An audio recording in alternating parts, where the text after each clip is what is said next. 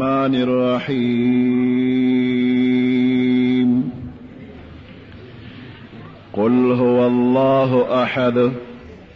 الله الصمد لم يلد ولم يولد ولم يكن له كفوا أحد الله أكبر بسم الله الرحمن الرحيم قل أعوذ برب الفلق من شر ما خلق ومن شر غاسق إذا وقب ومن شر النفاثات في العقد ومن شر حاسد إذا حسد الله أكبر بسم الله الرحمن الرحيم قل أعوذ برب الناس ملك الناس إله الناس من شر الوسواس الخناس الذي يوسوس في صدور الناس من الجنة والناس الله أكبر دا اللہ تعالی کلامم دے اور دا اللہ تعالی کتابم دے.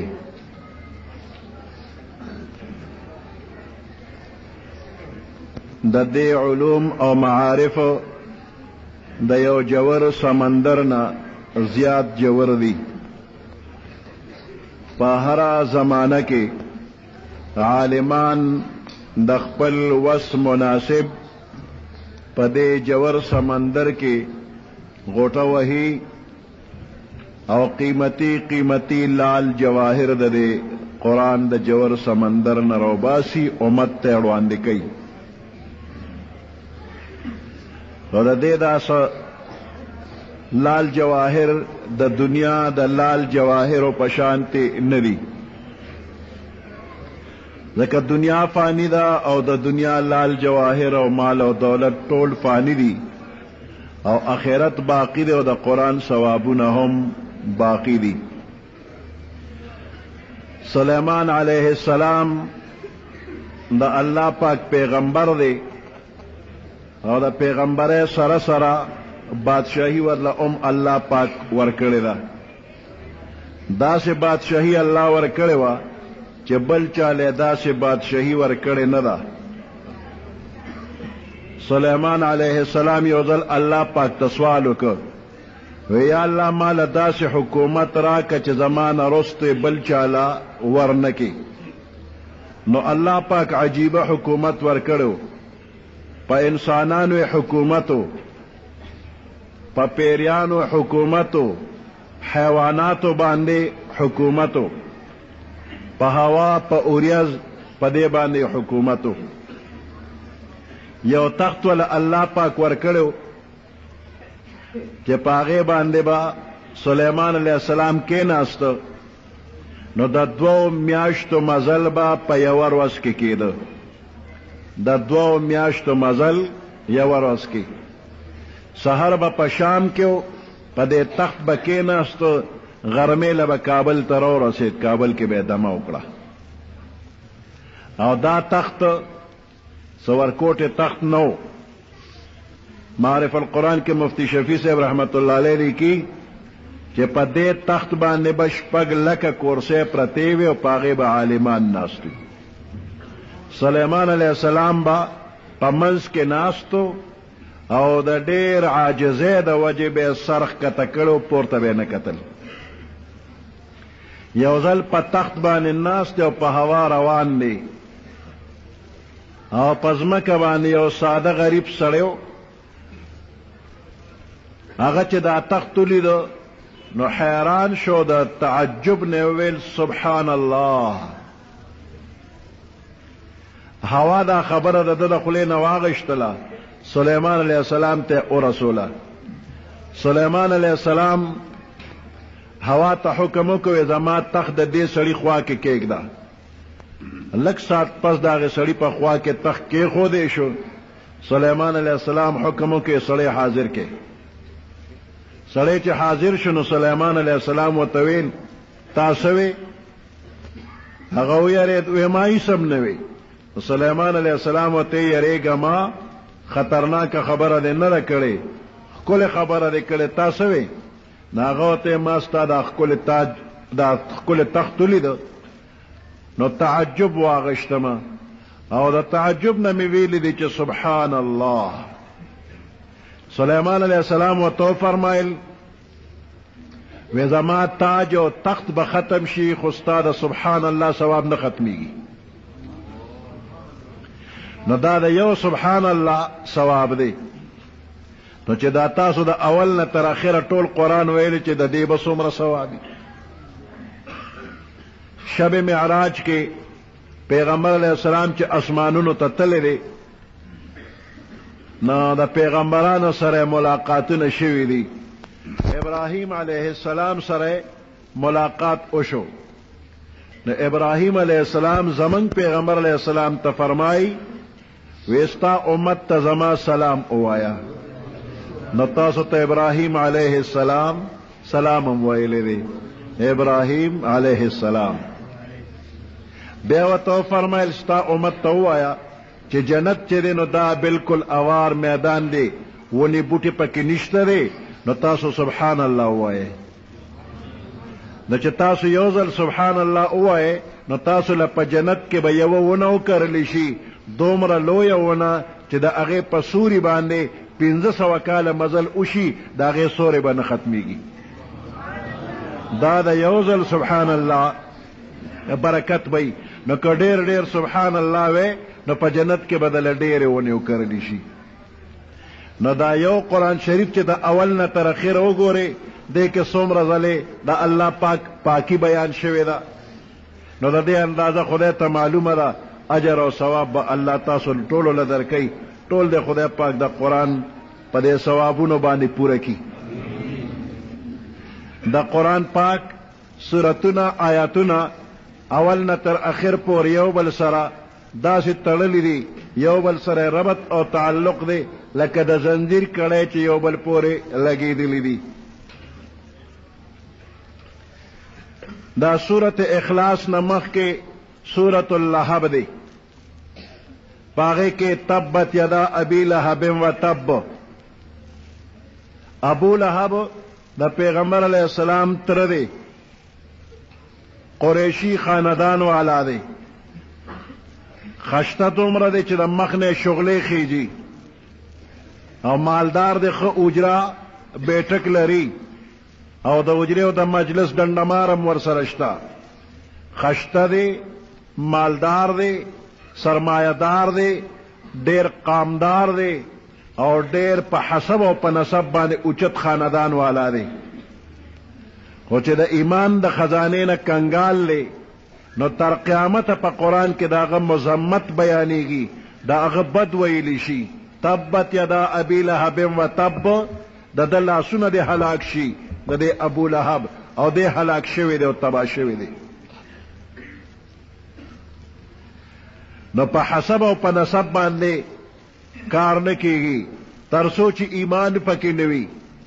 ګوره بلال حبشي دا رنګه تور دی غلام دی خاندان کې قریشی خاندان ته بالکل نه رسیږي خو چې ایمان او تقوا پکې وه شب معراج کې پیغمبر علیہ السلام د ځان نه مخکې د خپو کشار اوري جبرائیل علیہ السلام نه تپوس کوي مخکې د خپو کشار د چا دی وی مخکې بلال روان دی په جنتونو کې د خپو کشار مخکې ښکاري اورېدلی کېږي پیغمبر علیہ السلام تپوس کوي دا د خپو دا کشار د چا دی دا د پڼو چغار د چا دی وی بلال مخکې روان دی نو بلال په حسب او په نسب د قریشو د خاندان نه ډېر ښکته دی خو ایمانی جذبه لري په زړه کې د ایمان دولت لري هغه په جنت کې او په اسمانونو کې د پیغمبر علیہ السلام نه مخکې روان دی او خپل تر ابو لهب چې ایمان پکې نشته نه هغه دوزخي دی او تر قیامته مذمت بیانېږي نو صورت اخلاص کې د ایمان خزانه ده د دې ایمان خزانه چې چا سره هغه کامیاب او چې د ایمان د خزانه نه پاک وي او کنګال وي که هغه د قریشي خاندان بنده وي نو هغه هم تباه و برباد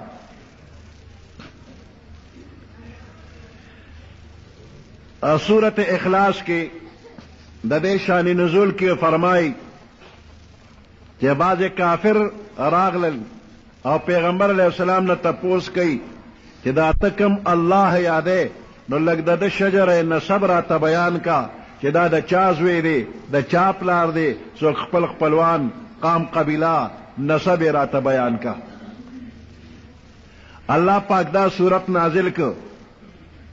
او جواب وشو بعض کافران راغلل او پیغمبر علیہ السلام نه تپوس کوي دا ته چې کوم الله یادې دا د څه نه جوړ دی د سرو زرو جوړ دی که د سپینو زرو جوړ دی که د اوسپنې جوړ دی دا د څه نه جوړ شوی دی لږ حقیقت او ماهیت بیان کا دواړه قسمه کافرو ته الله پاک جواب کوي قل هو الله احد او فرمایا پیغمبر علیہ السلام هو هغه الله چې دا خلک یې تپوس کوي کافران تپوس کوي یا د شجر نسب تپوس کوي یا د حقیقت او د ماهیت تپوس کوي چې د څه نه جوړ دی ورته وایي چې الله هغه ذات چې تاسو تپوس کوئ هغه الله دی احد یو دی یکتا دی الله یو دی الله الصمد دغه الله صمد بے نیاز دی چاته محتاج نه دی لم یلد ولم یولد لم یلد بچی نه دی راوړی زوی لوري نشته دی ولم یولد دی راوړلی شوی نه دی د چا زوی نه دی ولم یکن له کفوا احد او د دې الله پاک همسر او برابر او همسیال څوک شته نه قل هو الله احد هو یا اغا الله یو دی دا لفظ دا احد پختو کې منگوی یو او واحد دا دی مانا منکو یو نو دا واحد او دا احد پا منز کې فرق دی او پختو لنده تنگه دا دی که دومره وضاحت نشته دی او عربی یو فراخ جبه دا نو دا احد او دا واحد پا منز کې د معنی په لحاظ باندې فرق شته احد هغه یو ته وایي چې د هغې په شانتې یو بل نه وي بل یو نه وي او واحد هغه یو ته وایي چې د هغې په شانتې بل یو وي یو کس وایي زه د موره پلاره یو یمه نور وروڼه خویندې مې نشته زه یو یمه نو بل ورته ستا په شان زم یو یمه زم د مور او پلاره یو یم بل رور خور مې نشته دی نو دا واحد واحد دی خو احد نه دی لکه که دی احد دی نو دغه بل وی زم یو یمه نو چې مثل یې بل پیدا شي دغسې یو بل هم پیدا شي نو دی ته احد نه وی بیا ورته واحد وی که د یو سړي په جیب کې د پاکستان دا 1 روپۍ د ډبله نو دی وی فی جیبي درهم احد نو غلط وی ځکه د احد دا مطلب دی چې ما سره کومه روپۍ ده داسې بله نشته ولې تا سره خو نه ده خو د ټولو سره داسې روپۍ شته نو دا به وایي چې فی جیبي درهم واحد جیب کې مې 1 روپۍ ده البته که تا یو داسې خزانه پخوانی مونتې وي چې د هغې 1 روپۍ تا سره ده خو داسې روپۍ ټوله دنیا کې بله نشته ده نو بیا ته ویلی شي چې فی جیبي درهم احد زما په جیب کې داسې روپۍ ده چې ټوله دنیا کې داسې بله روپۍ نشته نو دغه ځای کې احد ویلی شي دا پاکستانی روپۍ خو هر چا سره شته نو د پښتو په لحاظ باندې احد او واحد من دواړه یو بلو خو فرق پکې شته نو داسې ووایه چې قل هو الله احد ووایه چې الله پاک یو دی الله الصمد الله بے نیاز دی چاته محتاج نه دی صمد هغه ذات ته وایي چې مخلوق په هر وخت کې په هر حاجت کې دی الله ته رجوع کوي نو دغه الله صمد دی او الله چاته هم محتاج نه دی ټول مخلوق هر وخت کې هر کار کې الله ته محتاج او الله په یو وخت کې چاته محتاج نه لم یلد ولم یولد نه بچی راوړی دی لم یلد بچی نه دی راوړی عیسایان وی عیسی علیہ السلام دا اللہ زوی دے، اللہ بچی روڑے دے، عیسی علیہ السلام زوی دے. پیښور کې یو عیسائی یو مسلمان طویل و عیسی علیہ السلام څوک دی؟ ناغه مسلمان ورته وی چې دا الله بنده دی او دا الله رسول دی، عبد الله ورسوله، دا الله بنده او دا الله رسول. ناغه ورته وی چې نه زوی دا الله دی. مسلمان ورته نه زوی نه دی. نو عیسائی ورته وی چې دا الله زوی نه دی، نو پلار یې راته وښیه چې څوک یې پلار دی. د عیسی علیہ السلام پلار راته وښیه چې دا الله زوی نه دی، پلار یې راته وښیه. هغه ورته زه تې راته نیکه وښیه. ته د پلار تپوس کوې، نو نیکه یې څوک دی؟ که پلار یې وي خو بیا به یې نیکه هم وي. نو نیکه یې راته وښیه. فبهت الذي کفر، او چپ شو، بیا جواب نو. داسې خو په ړومبي ځل چې الله کوم مخلوقات پیدا کړي دي، نو د هر مخلوق پلار نشته. آدم علیه السلام چې الله پیدا کړ نو پلار یې نشته، مور یې نشته. دا حیوانات چې ړومبي پیدا کړي دي، د دې ړومبني حیوان خو هم پلار او مور نشته. نو چې پلار یې نو بس الله به پلاري. نو دا د عیسایانو یو غلطه خبره ده چې د عیسی علیه السلام پلار نشته، نو الله یې پلار دی. یهودیانو به وی عزیر علیه السلام د الله زوی دی، او د مکې یوه ډله وه، یو قبیله، هغوی به ویل الملائکتو بنات الله، دا فرشتې د الله لوریانې دي. نو د دې دریو واړو ډلو رد وشو چې عیسی علیه السلام د خدای زوی نه دی، عزیر علیه السلام د خدای زوی نه دی، فرشتې د خدای لوریانې نه دي. لم یلد، الله بچی نه دي راوړي. ولم یولد، او دا الله راوړلی شوی نه دی، زیږولی شوی نه دی، پلار نه لري. بعض عیسایان وی ان الله هو المسیح ابن مریم، دا عیسی علیہ السلام پخپل الله دی. نو عیسی علیہ السلام الله نه دی، ځکه بی بی مریم نه پیدا دی. نو الله د چا نه پیدا نه دی، مور پلار نه لري. نو د دغه خلکو په دې کې رد وشو. ولم یکن له کفوا احد، او څوک د دې الله پاک سره همسر او برابر نشته دی. شرکت په دنیا کې په دریو طریقو سره کیږي. شرکت په دریو طریقو وي. مثال په طور یو سړی دی هغه دکان کوي، نو دا دکان یوازې کولی نشي، نو یې ځان له ملګری ګورمه. نو بعضې سړی وایي داسې ملګری په دکاندارۍ کې شریکوم چې زمانه مالدار او زمانه زیات تجربه کار وي، چې کار مې پې ښه چلیږي. نو د ځان نه اوچت بنده وګوري او د کار کې ځان سره شریک کی. یو طریقه د شرکت دا ده چې د ځان نه اوچت بنده.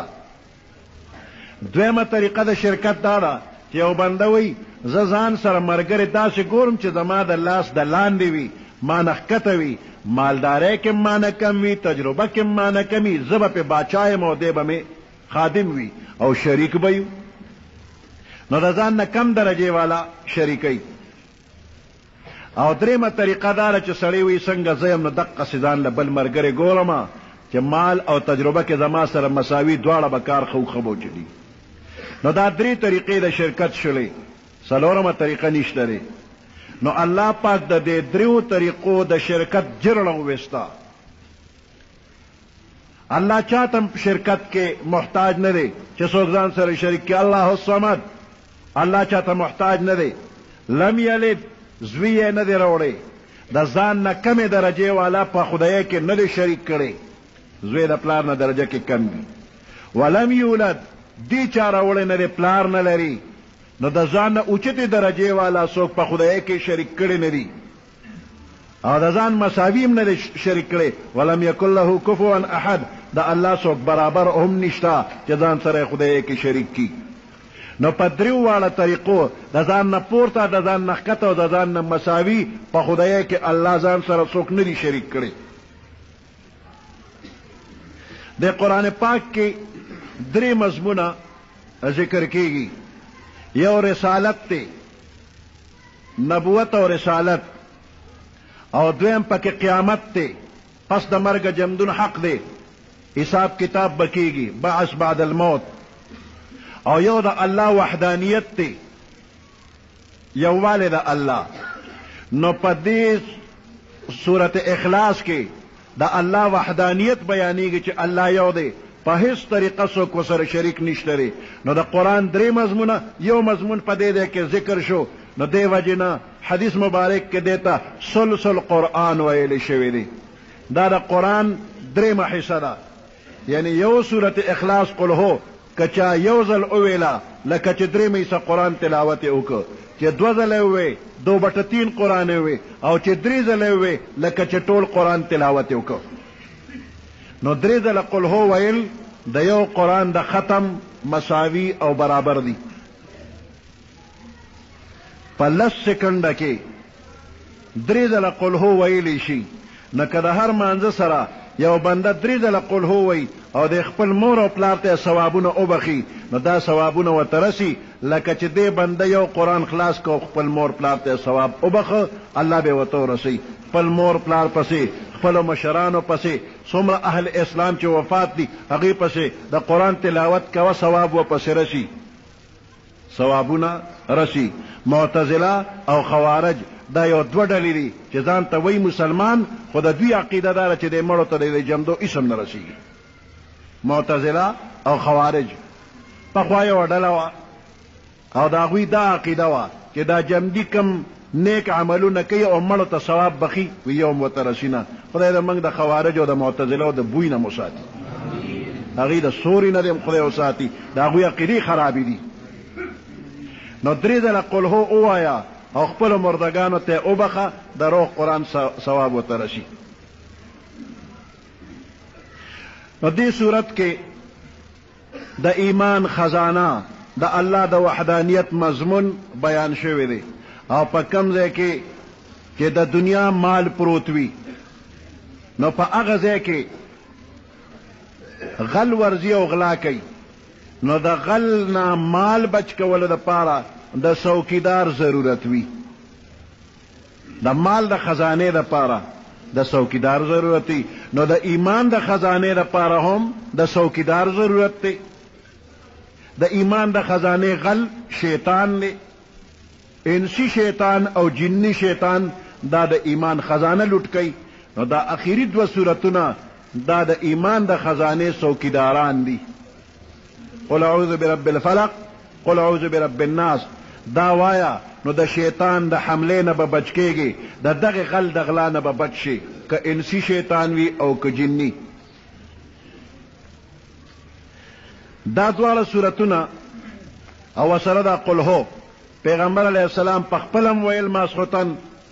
او امت ته هم حکم کړی دی چې اوده کېږي نو د اوده کېدو نه مخکې دا 3 واړه سورتونه ووایې، او په ځان دم واچوه، په بچو دم واچوه. د هر قسمه غل غدو شیطان پیری میری د هغه نه به د خدای پاک بچ کوي. دې سورتونو ته د هر انسان ډېر سخت ضرورت دی. دومره ضرورت به خوراک سکاک ته نی لکه دې سورتونو ته،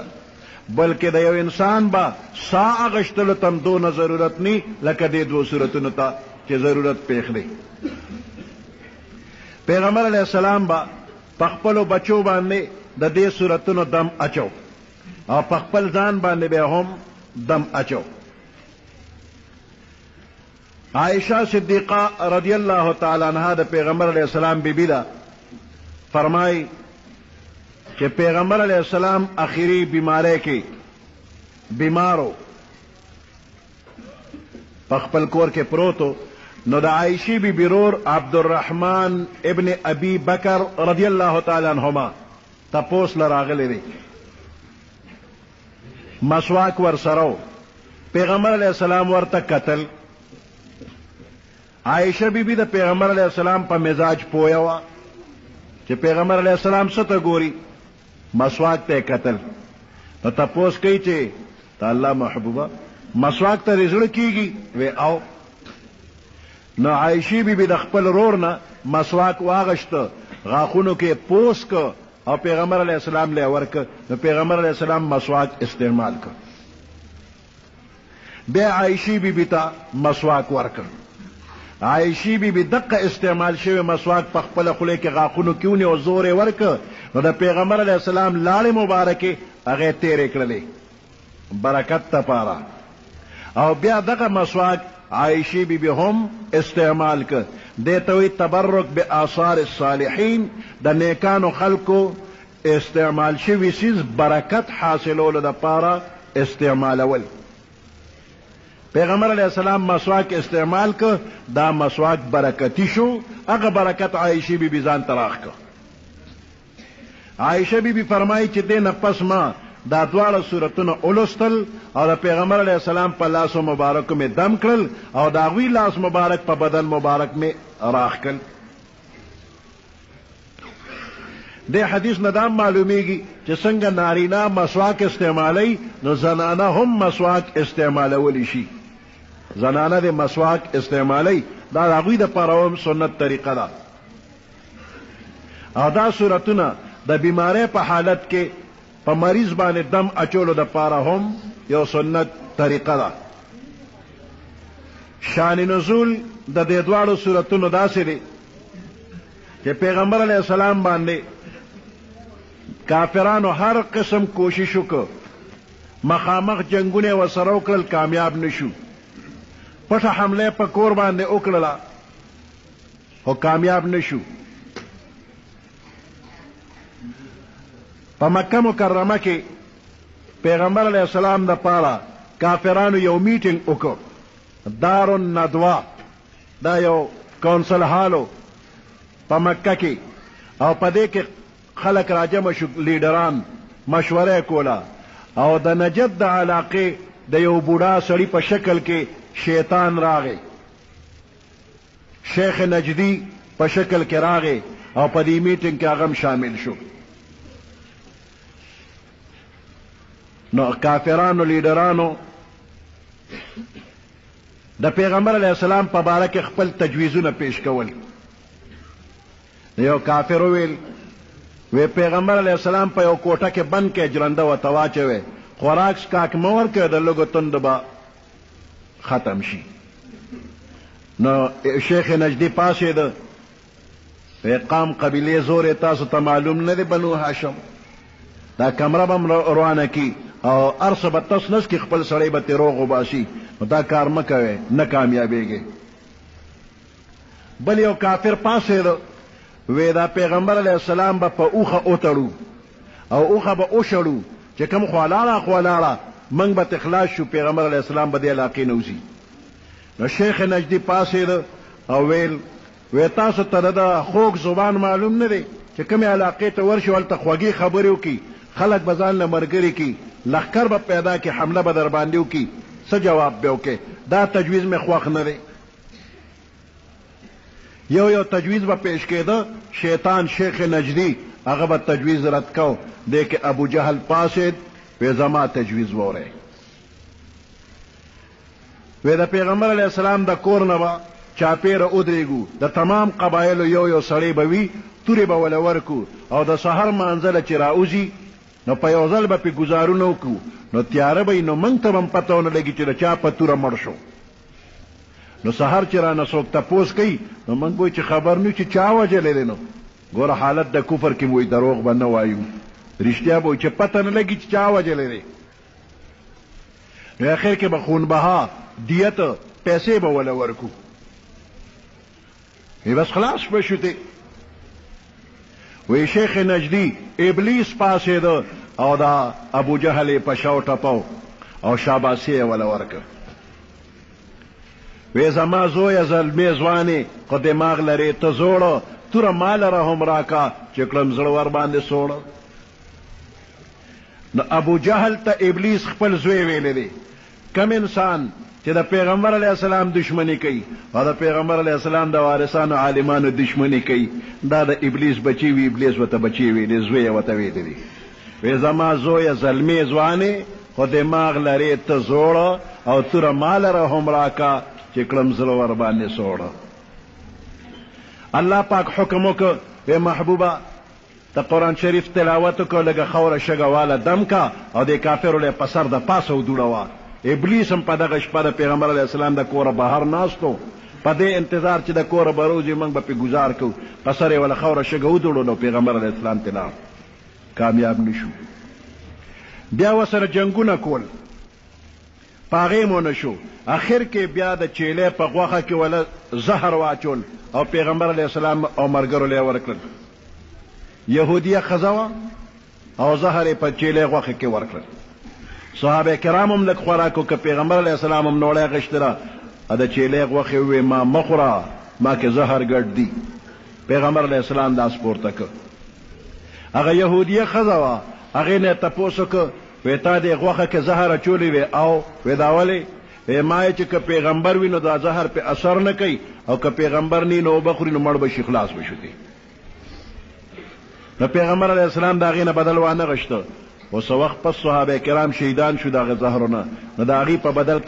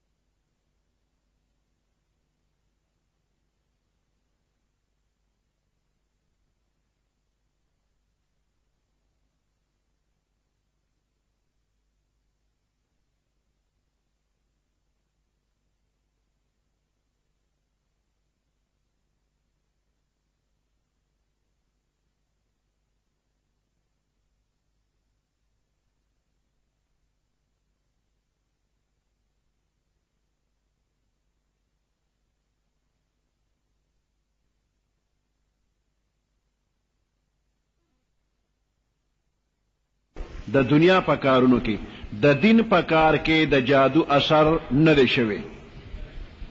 د دین کار برابر روانو خو د دنیا کار کې دا فرق راغی او دا شپږو میاشتو پورې یو شانته دا اثر. یو ورځ پیغمبر علیہ السلام عائشہ بی بی تو فرمایل چې زما بیماری او داغه علاج ما ته الله پاک اوخو. پیغمبر علیہ السلام اودو او دو فرشتي د انسان په شکل کې راغلي، یو سر ته او بل خپو ته کېناسته. دا سر طرف ته د خپو والا طرف ته وی په د باندې څه چل شوی دی؟ وی جادو په شوی دی. چا په کړی دی؟ لبید ابن اعصم یهودی او دا غلوریانو په کړی دی. وی پس کې کړی دی. د پیغمبر علیہ السلام وی خته مبارکه اغشتي دی او د ګومنځ غاخی دی، هغه له غوټه ور کړی پاکستاني ټومبلې دی او د قجوري غلاف دانه دا غونګر چې کوم ځای جوړیږي د پاسه په یو پرده غونډي وي، وې دغه غلاف کې اخیری کوم ځای کې دی بیر زروان د یو کوي نوم دی، په هغه کې د ګټې لاندې اخیری. پیغمبر علیہ السلام ته خوب کې دغه مقام اوخول شو چې ویښ شو. پیغمبر علیہ السلام د صحابه کرام ځان سره کړل هغه مقام ته ورسېد. وی خوب کې ماته دازه خول شي. صحابي کوش شو او د کوینه د جادو هغه عمل را اوست. د دغه کوي او به د جادو په د عمل باندې د نکریزو په شانته سره شوی وي. بیا د دواړو سورتونه جبرائیل علیہ السلام به پیغمبر علیہ السلام به واپسې وي. د کې 11 آیاتونه دي او د جادو د عمل کې 11 غټه ویختو مبارک ته ورکړې شوی وي. یو آیات سره یو غټه پرانسته شولا. 11 آیاتونه اویلی شو او ټول 11 غټه پرانسته شوی. پیغمبر علیہ السلام جک جوړ شو، دا سه جوړ شو لکه چې چا تړلیو او پرانسته شو. عائشہ بی بی فرمای وې دا سړی تا د مرګرو ته خو نه وینا زه الله جوړ کړم او د ځان په بدل بارکه زه د چانه بدل او انتقام نه اخلم که صحابه کرامو ته اوخه مس به مړ کی. دا سړی منافقو دی به بیا هم راته د پیغمبر علیہ السلام مجلس کې به مخامخ ناستو او پیغمبر علیہ السلام وته چته تندې گونجي کړي نو، چته اظهار نو کړي چې ظالمتا په ما باندې جادو کړي دي، ما ته دونه تکلیف را رسو. بیا به مخامخ ناستو. نو دې دواړو صورتونو کې د دنیا او د آخرت د تکلیفونو نه د بچ کېدلو تعلیم او تعویذ دی. پړومبني صورت کې د دنیا د تکلیفونو نه مصیبتونو نه د بچ کېدو تعلیم او په دویم صورت کې د آخرت د تکلیفونو نه د بچ کېدو تعلیم او تعویذ. قل اعوذ برب الفلق، قل او فرمائے پیغمبر علیہ السلام اعوذ پنانسم برب الفلق پر رب د سبا. فلق خپل معنا سیر کېدل، دا د تخم دانا چې پزمکه کې پروزي او بخوري اوشي نو دا دانه او پړسيږي او یو جرړه تخکته لاړ شي یو تیغه ته بهر راوځي. دا دانه چا چولې دا الله. دا د قجوري اډو کې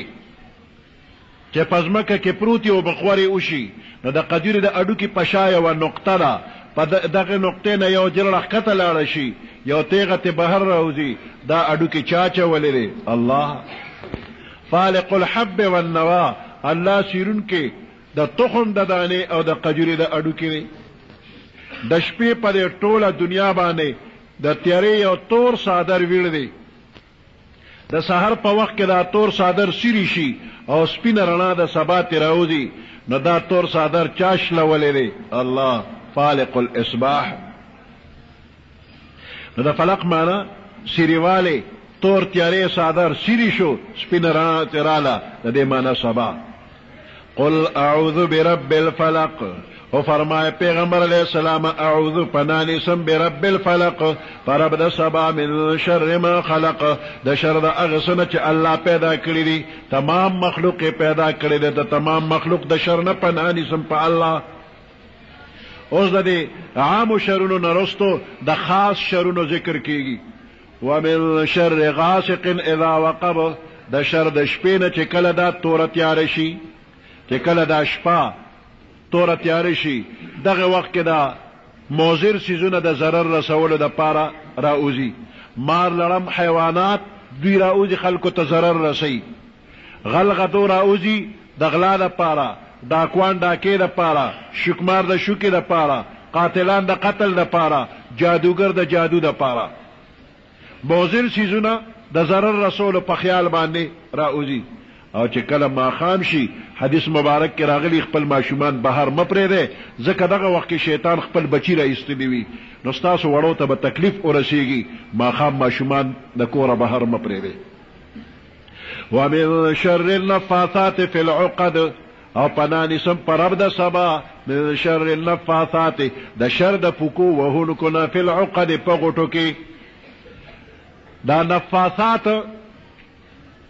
دا صفت دی او د دې لپاره موصوف چې دغه نفوس دي، دلته ذکر نه دی، حذف دی. ومن شر نفوس النفاثات، د شر د هغې نفسونو نه چې پوکي وهونکي دي فی العقد، په غوټو کې. بیا دا نفوس مذکر مؤنث دواړو له ورځي، که نارینه وي او که زنانه. یا ومن شر نساء النفاثات فی العقد، پناه نیسم په رب د سبا د شر د هغې ښځو نه چې هغه پوکي وهونکي دي په غوټو کې. نفس هغې پوکي ته وایي چې د هغې سره د خولې نه لږې لږې لاړې ځي، او نفخ هغې پوکي ته وایي چې د هغې سره خولې نه لاړې نه ځي. نو جادوګر چې د جادو دا عمل کوي او کم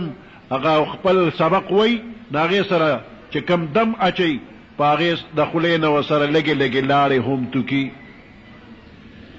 ومن شر النفاثات فی العقد، د شر د هغه زنانو نه یا د شر د هغې نفسونو نه چې پوکي وهونکي دي په غوټو کې.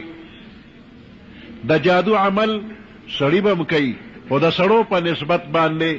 دا ښځې چې دی نو زیات کوي، ځکه دا غریبانان یو پوټې بې صبره دي چې څوک ورته تکلیف ورسوي، لږ تکلیف ورسوي، نو د دوی زړه پړسېږي چې خدای بدل به ته څنګه والم، نو نور بدل نشي اخیستی. نو وایي فلاني ځای کې سیک دی، نو هغه کوډې ښه کوي، هغه له به لاړ شو. فلاني ځای کې یو هندو دی، وایي هغه ډېر کوډګر دی. او په فلاني ځای کې یو عیسائی دی، هغه هم ډېر ښه کوډې کوي. نو کله عیسائی لځي، کله سیک لځي، کله هندو لځي. نو دا سیک او هندو او عیسائی دا خو کافران دي. ابه کوم عمل کوي؟ د کفر عمل. نو د کفر په عمل باندې ولې رضا کېږي؟ هغه له ولې دی؟ چاته نقصان رسول ښه نه دي، او د خپل ځان بچاوي دا سنت طریقه ده. نو خپل ځان بچ کا او بل ته نقصان مه رسوه. او په قرآن کې چې کوم حفاظت دی، نو دا په بل څه کې نشته دی. نو د قرآن پاک په وظیفو باندې ځان د خلکو د شرونو نه بچ کا او بل ته نقصان مه رسوه. ومن شر حاسد اذا حسد، د شر د حسدګر نه پناه نیسم په رب د سبا د شر د حسدګر نه. اذا حسد، په کوم وخت کې چې دی حسد وکړي. دا حسد څه ته وایي؟ یو بنده له الله یو نعمت ورکړی دی، نو بل بنده وایي دا نعمت د ده نه واخله، نو دې ته حسد وایي. نو لومبنی حسد چا کړو؟ آدم علیه السلام الله پاک خلیفه کړ. نو شیطان ورته وکتل، وی دې ولې خلیفه کړ؟ دا عزت د ده نه واخله، دې د دومره عزت قابل نه دی. نو حسد یې وکړ. الله پاک د خپل دربار نه وشړو، د هغه وخت نه تر اوسه پورې په لعنت دی شړلی شوی دی،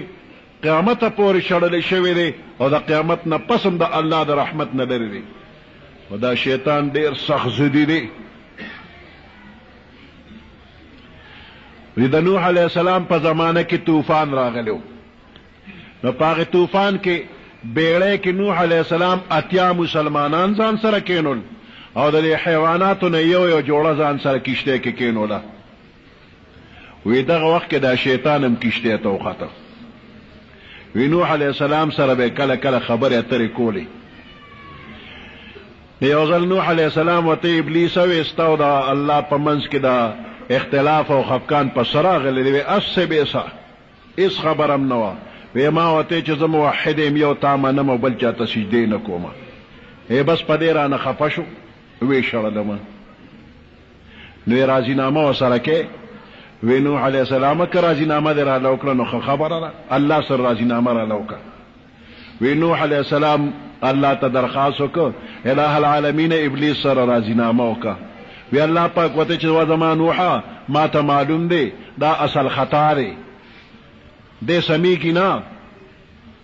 خو کته وی چې روغ او کنه اصولي خبره ده چې زما د خفقان په سر اغلې او مغه خبره بیا میدان تکو ما وته چې آدم علی السلام تسجده کنه دنه دا کړي اوس د قبر تسجده کی چې ما فکم پیدا خو سم خبره نوح علی السلام راغی وی ابلیس وی راضینامه خو کیږي الله پاک وی چې اصولي خبره ده چې پس خفقان راغله خبره بیا میدان تکو تا آدم علی السلام تسجده نه وکړ نو اوس د قبر تسجده وکړ نو الله دې معاف کوي وی چې کې هغه وخت کې جام دیونو ما وته نه کول چې اوس مر شو غټي خټي شو وته وکم نه کوم وته سجده جوړ نه کوم وسره الله سره راضینامه نه کوم وی زه موحد یم یو خدای منم بل چاته سجده نه کوم امام غزالی رحمت الله علیه لیکي مکاشفه القلوب کتاب کې وی د قیامت پرز به الله دا ابلیس په جهنم کې واچي نو 1,00,000 کلونه و په دوزخ کې تیر شي نو بیا به تاسو کې چې ابلیس د جهنم عذاب څنګه وی ډیر سخت دی وی غواړي چې جهنم نه اخلاص کما وی که مهرباني کوي نو خوي وی خدانو خبره دار چې تا آدم ته سجده هغه وخت نو وکړي که اوس د سجده وکړو جهنم نه اخلاصوم وی د 1,00,000 کلونه په دوزخ کې تیر کړي اوس مې نه کوم سجده یو الله منم اور الله نه غیر بل چاته سجده نه کوما دې کې دم چللی وي یا الله پاک وته چې ز پروت یا پکې نو هر یو 1,00,000 کال چې تیر شي او الله وته یادن ته سجده کوي نه کوم نو بس په خپل ذات باندې ولاړ دی او دې به همیشه په دوزخ کې سوځي دا د حسد اثر دویم حسد چې نو دا د آدم علی السلام زوی قابیل کړی دی حابیل سره او خپل رورې بیا قتل کړی دی د قیامت درته پورې چې څومره قتلونه کیږي د قابیل په کیسه ده د حسد سره نږدې یو بل ټکی دی چې هغه ته وی غیبته دا مطلب وی چې یو بنده الله کوم نعمت ورکړي دی نو دا بل بنده یا الله دا نعمت دې د نصیب شي خدغه سي نعمت مال امراکا دا غیبته جایز ده په خو کارونو کې غیبته اوکا په اردو کې وترش کوي پښتو کې وته پسخیدل وای او حسد چې نو دا نیکه دا سوځي لکه خشاک چې اورته ورواچي او ایره کی ومن شر حاسد اذا حسد د شر د حسد ګرنه اذا حسد چې کله دی حسد کی د دنیا دا تکلیفونه مصیبتونه دا کمزوري دي فانی دي ختمیدون کی دي نو دا الله یو صفت ذکر شو قل اعوذ برب الفلق یو صفت ذکر شو او د دنیا شرونه ټول ذکر کړل او د آخرت شرونه دا نه ختمیدون کی دي او ډیر دی او غټ غټ دي نو د دې د ختمولو لپاره الله پاک خپل 3 صفاتونه ذکر کړي قل اعوذ برب الناس ملک الناس اله الناس 3 صفاتونه وته ذکر کړل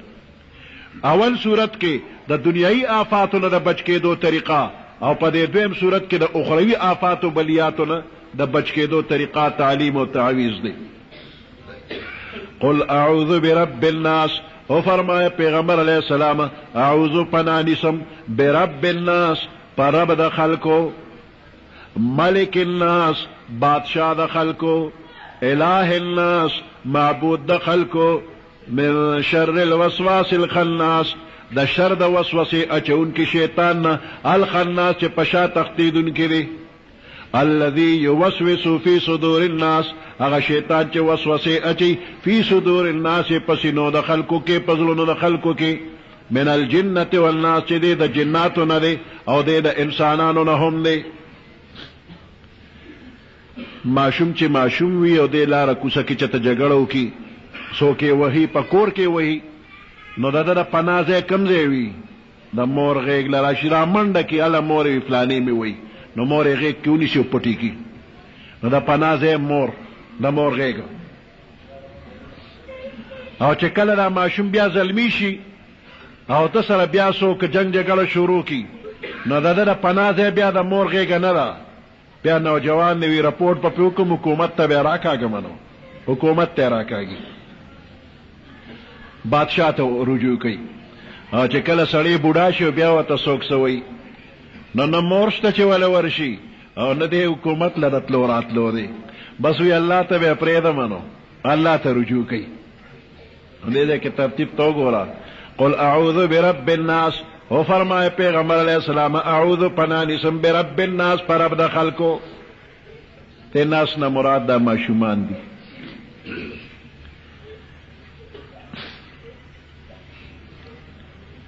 دا ناس لفظ پدے دے کہ پنځه ځله ذکر شوی دی او دا عربیت قاعده ده چې یو اسم یو ځل ذکر شي بیا دوباره درې باره د هغې ذکر ته ضرورت پیښ شي نو هغه اسم بیا نه ذکر کیږي بیا ورته ضمیر راوړی شي نو دې دی کې خو ضمیر نه دی راوړی شي پکار داسې وه قل اعوذ برب الناس ملکهم و الههم نو دا ناس راوړل بیا نو پکار دا تکرار دی د دې جواب یو دا دی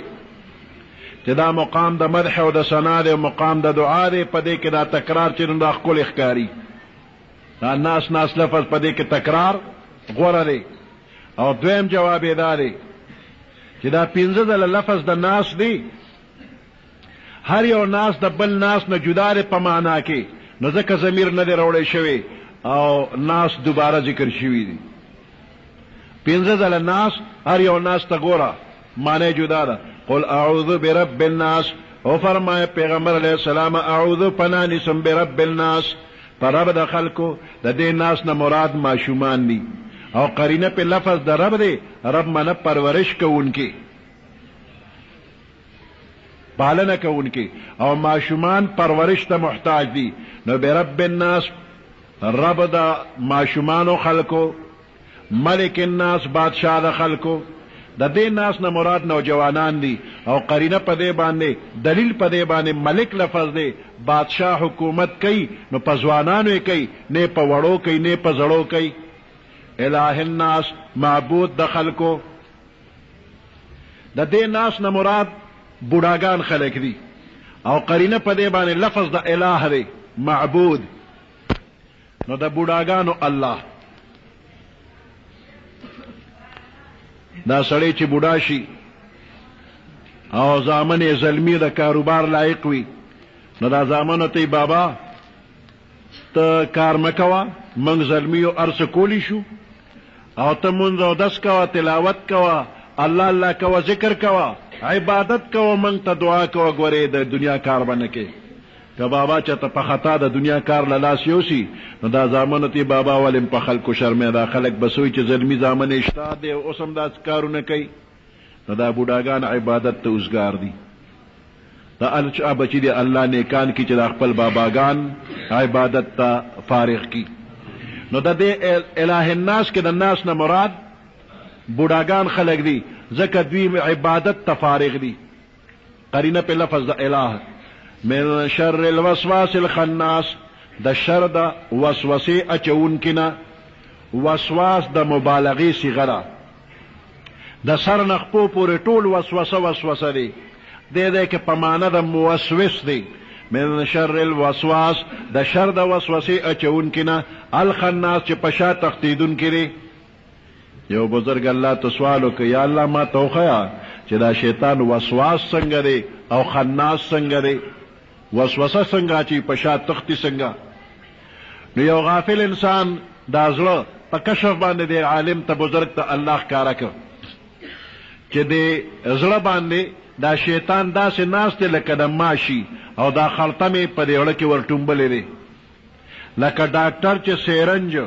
د دارو ډک کی سر ته نیډلو لګی نیډل پرک کې ورټومبي او په قټه ګوته داسې په مزه زور ورکوي د نیډل په ذریعه دارو رک کې ټومبي نو شیطان دا خپل خلطم لکه د نیډل په زړه کې ټومبلی دی د خېټې دا بوجګی دی سیرنج دی او دننه د ګنده جراثیمو دارو نه ډک کړی دی او د خېټې له په مزه زور ورکوي او زړه ته دننه وسوسه ورچي زړه غافل دی دغه وخت کې د مسلمان غافل چغه کوي الله الله الله چې الله الله شروع کړ د خپل نیډل لا خلطم په چک راکو لال په شو تختیدل بزرګ وی پوه شو چې وسواس څنګه دی او خناس څنګه دی دا شیطان وسواس او خناس دی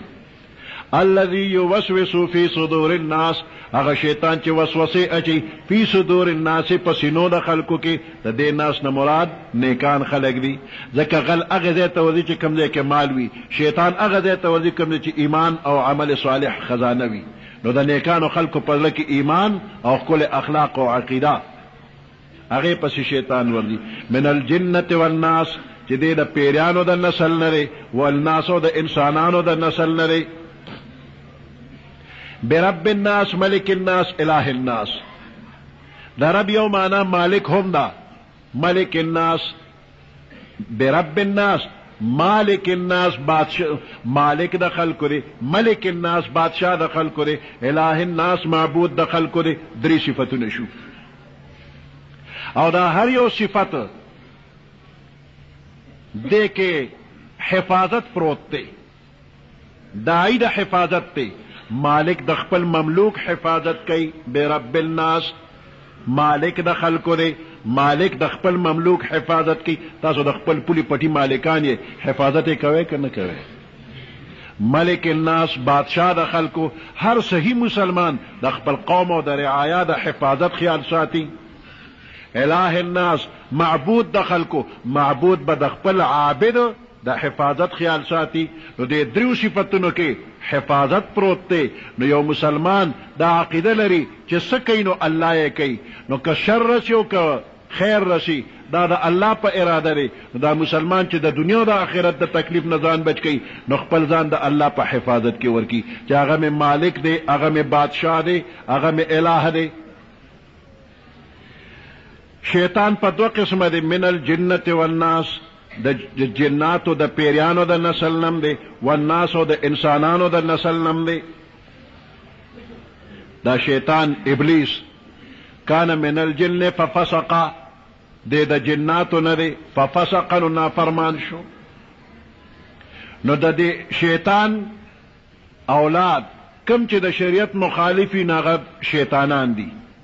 او کم چې د خدای حکم اومني ناغه بیا عام پیری دی او شیطان نه دی په پیریانو کې صحابه کرام هم شته پیغمبر علیه السلام باندې ایمان راوړی دی سورت جن وګوره جنات د پیغمبر علیه السلام صحابه کرام هم دي چې کم سم دي او کم چې قرآن نه مني پیغمبر نه مني ناغه بیا شیطانان دي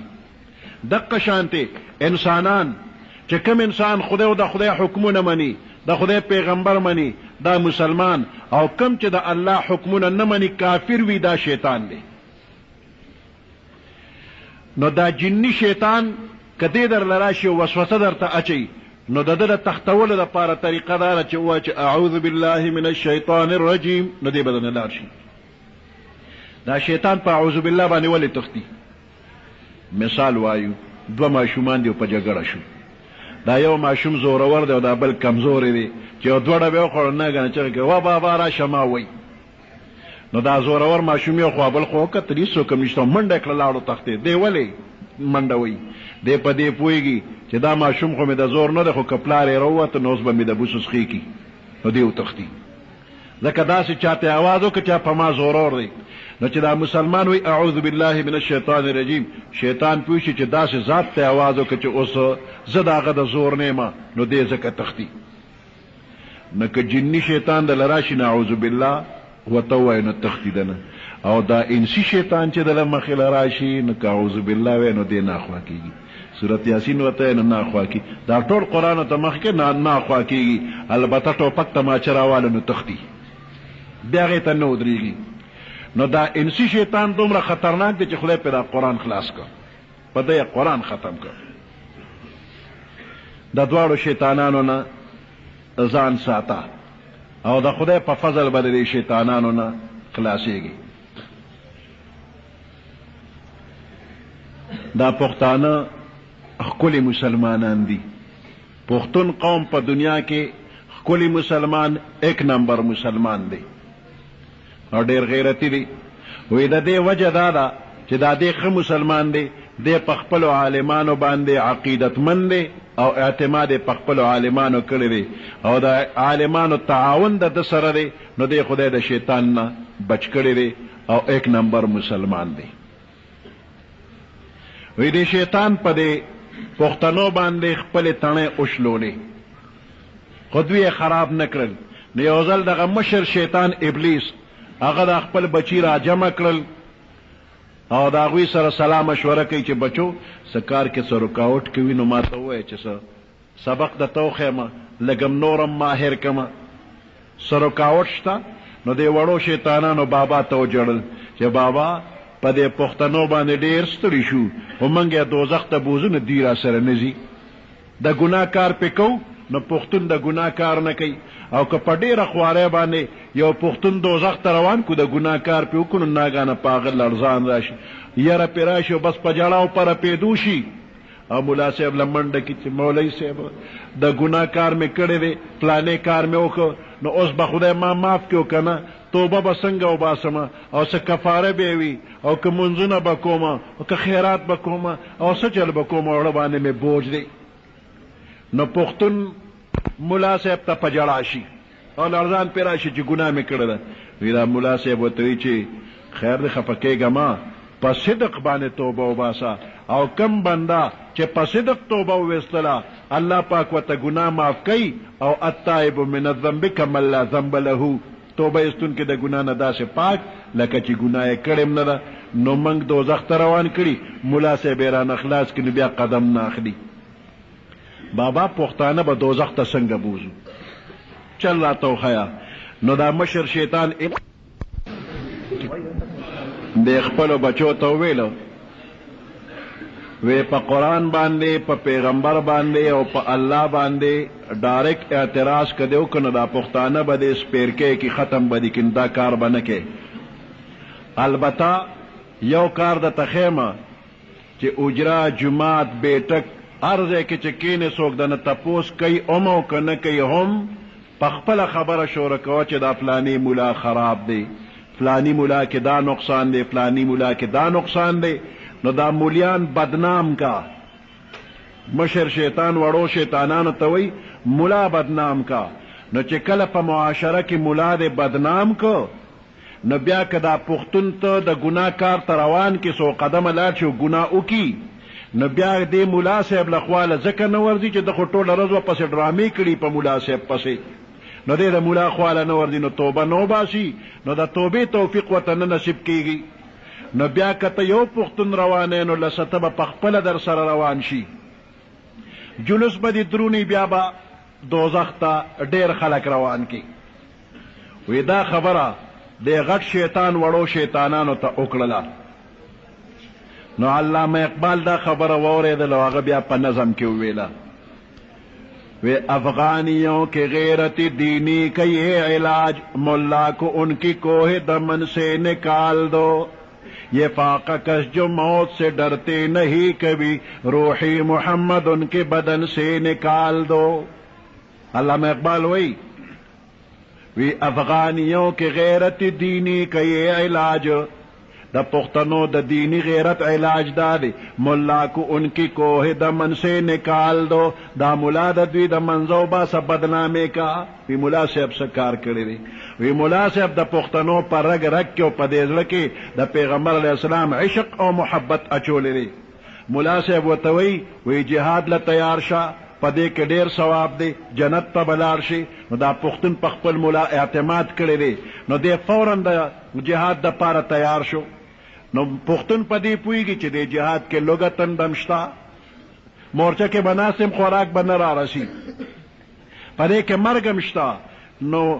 پختون پوهېږي چې دا ملا صاحب مې مرګ له بوځي لوږې تندې له مې بوځي خو د ملا په آواز لبیک ویلی دی یہ فاقہ کش جو موت سے ڈرتے نہیں کبھی روحی محمد ان کے بدن سے نکال دو دا فاقہ کش چې په لوږه تنده باندې مخته دی د موت نو د مرګ نه یریږي نه روحی محمد ان کے بدن سے نکال دو اگر روح محمدی جذبه محمدی د دوی د بدن نه وباسه تو خدای پاک دیم د انسی او جنی شیطان د دواړو نه بچ کی قرآن پاک د اول نه تر اخره پورې د الله د عشق او د محبت خبرې دي په چې د کومو ملګرو د قرآن شریف په ترجمه ووی نو هسې نه چې په زړه کې د راشي چې ما خو یاد که نو بس یو ځل مې قرآن نه وی نو بیا خو ورته حاجت نشته دی نو ګوره دا کارونه کې که کمې پورې جمع دی نو د قرآن ته به ناست دی قرآن به وی دا موای چې ما یاد کړی دی او بس زما چټي وہی مکتب عشق کے انداز نے رالے دے کے اس کو چھٹی نہ ملی جس نے سبق یاد کیا مکتب عشق کے انداز نرالے دے کے دادا عشق اور دا محبت دا مکتب انداز نرالا عجیبہ انداز دے اس کو چھٹی نہ ملی جس نے سبق یاد کیا چاچا سبق یاد کے گورے اگلے چھٹی نشتا رے نو قرآن چچا پا ترجمہ ہوئے داغا چھٹی نشتا اب بیام دے قرآن تکینی او ځان سره به نور مرګري مراولې چا چې یو ځل قرآن ووی نو د دې قرآن به څومره ثواب الله ورکوي دا الله پاکي بیان کړی ده کنه یوسف علیہ السلام واقعا تاسو ته یاد ده چې زلیخې په اوو د دروازو دننه بند کړو او خپل مطالبه ته وکړله او یوسف علیہ السلام تیرو تختیده